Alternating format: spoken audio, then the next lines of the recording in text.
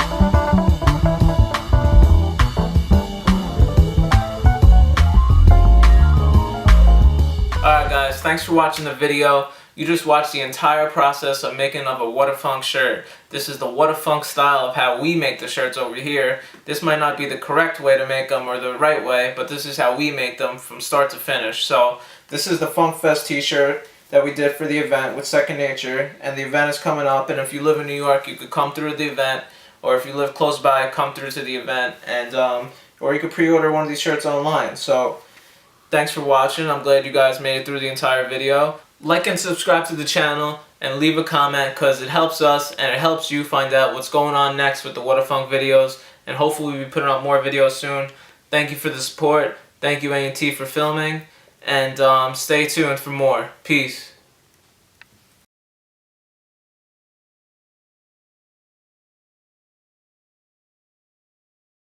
The brand helps you. Blah. Damn, Helps everybody. How am I gonna mess up with the last part? Thank you A&T for filming it, and thank you for being in touch with the Whadafunk touch screen.